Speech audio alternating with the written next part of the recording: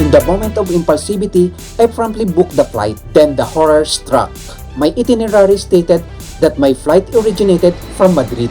I never realized that Iberia doesn't operate flights from Barcelona, and I didn't notice that my flight originated from Madrid.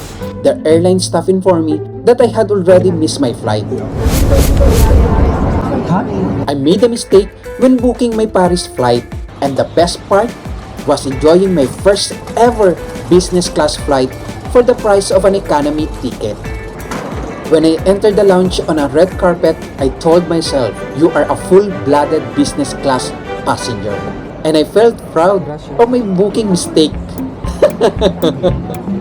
Then I found a baggage deposit room, made me feel like I was in a James Bond movie trying to steal $1 million jewel, even though I was just leaving my luggage.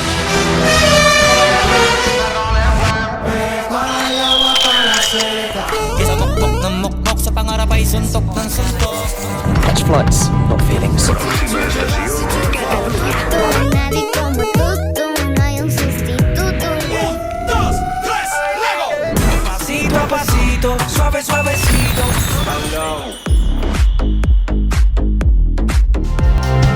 Spain never ceases to bring adventure into my life. Earlier today, I had trouble finding the right train to the airport.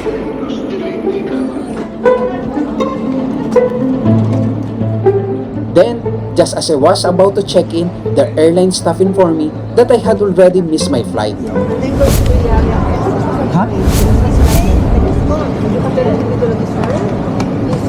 With all the dramas unfolding, I'm beginning to wonder if I'll make it to Paris without any glitches. I thought it was the end of my business class experience. However, after clarifying that my flight was indeed scheduled for today, the flight attendant realized she had a mistake by overlooking the date. This moment is incredibly intense. In its climax, I was lucky enough to fulfill every air traveler's dream of experiencing business class. After receiving my boarding pass, I immediately proceeded to the priority lane. Believe it or not, I got this business class ticket for the price of an economy seat. I made a mistake when booking my Paris flight, as I was supposed to be originating from Barcelona. While comparing fares between Vueling and Iberia, I discovered that Iberia offered a much cheaper fare than the low-cost airline Vueling. When I changed my search to Iberia's business class seats, I was shocked to find out that the fare was just 186 euros, compared to Vueling's economy fare of 140 euros for a late-night flight. In the moment of impulsivity, I promptly booked the flight. Then the horror struck. My itinerary stated that my flight originated from Madrid. I never realized that Iberia doesn't operate flights from Barcelona, and I didn't notice that my flight originated from Madrid. After realizing this mistake, it turned out into a blessing. I got to experience a round-trip journey between Madrid and Barcelona, and the best part was enjoying my first ever business class flight for the price of an economy ticket. When I saw the priority access sign, I felt like a valuable customer to Iberia. For us, ordinary air passengers, flying in business class gives a sense of pride. Not all of us are entitled to fly in such luxury and privilege. After completing the security procedures, I promptly looked for the Iberia lounge. Without seeing the right direction, I ended up wandering around the duty-free area. In my quest to find the lounge, I circled back to the same floor as the security area. The Iberia's lounge was right in the same alley just after this fast food chain. When I entered the lounge on a red carpet, I told myself, you are a full-blooded business class passenger. And I felt proud of my booking mistake. In my excitement, my first thing I did after passing the reception was take a toilet break. I must commend their maintenance of this facility. It's odorless and impeccably clean.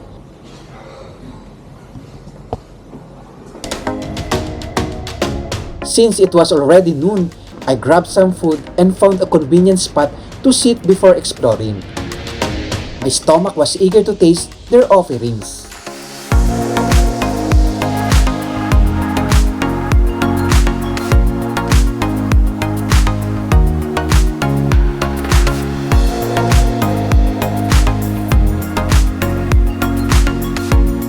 Now, let's take a tour of their buffet offerings.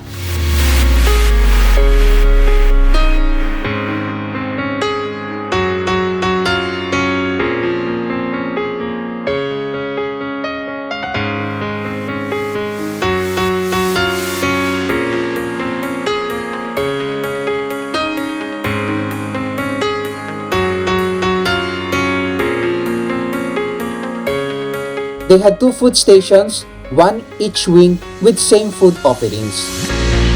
A drawback of their buffet is that they offer soup only during limited times. The lounge has ample supplies of various beverages, from water and a self-serving coffee station to soft drinks and beers. After a savor lunch, I found a place in the other wing of the lounge to charge my gadgets. To celebrate my business class debut, no other drink could uplift my spirits like a glass of champagne.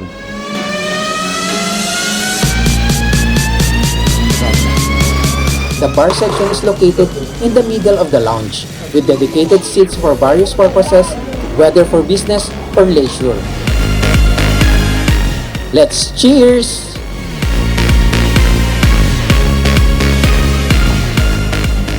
After charging my gadget, I decided to explore the rest of the wing. Then I found a baggage deposit room that intrigued me with its design. The cabinets were like museum displays for high-value items. Our belongings are valuable to us, but Iberia's approach goes extra mile. The glass, security locks, and the lighting made me feel like I was in a James Bond movie trying to steal $1 million jewel, even though I was just leaving my luggage. A very impressive concept for luggage deposit. Nice one, Iberia.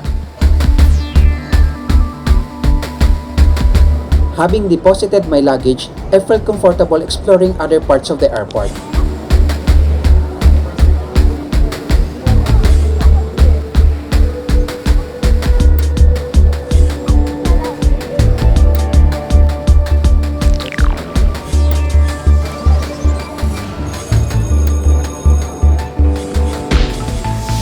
After wandering around, I aimed to maximize my business class lounge experience by continuing my food adventure. This time, I explored the different areas of the lounge.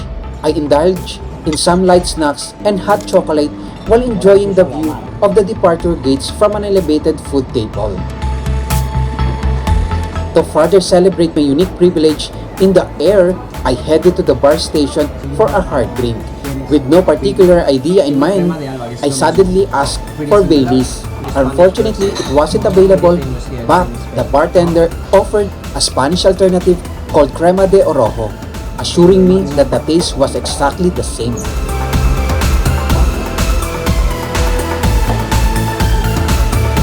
I found the perfect spot to enjoy my drink, and the comfortable seat provided me with a luxurious view of the departure area.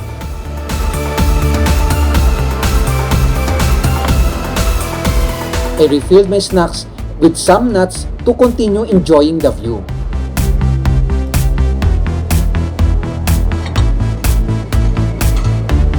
Maximizing my stomach capacity, it craved my comfort food. Croissant and sausage made a perfect pair with a coffee.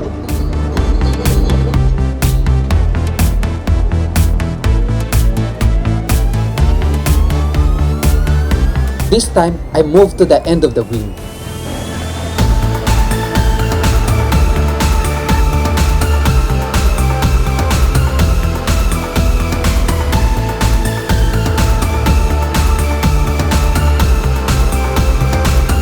Another serving of chocolate satisfied my craving.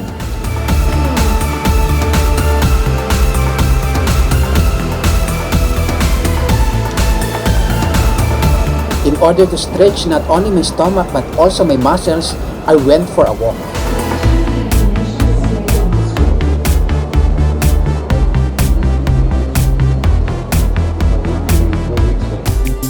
Upon my return, feeling a bit bored, I spotted a closed door beside the luggage storage area. Curiosity piqued, I discovered that it was a bed space. Since my fullness was making my eyes heavy, I went to the reception to inquire about it. They gave me a code to access one of the rooms. There are 5 rooms in the area, each with enough space for a single bed.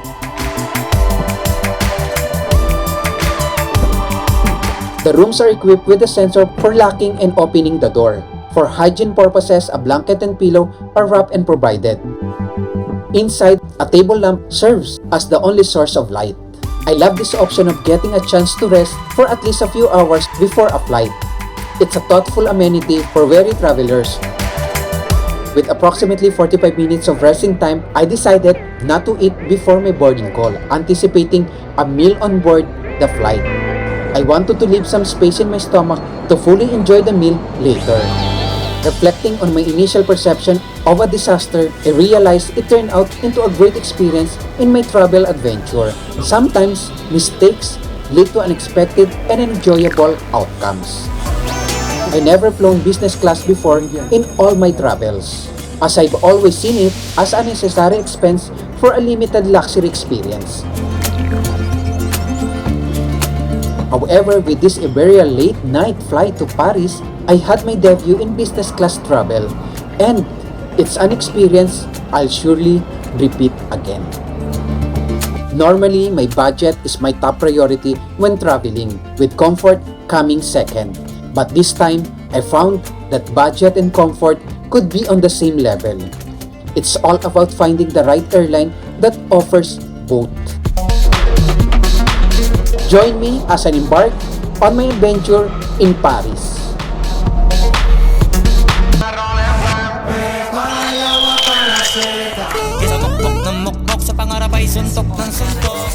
Catch flights, not feelings.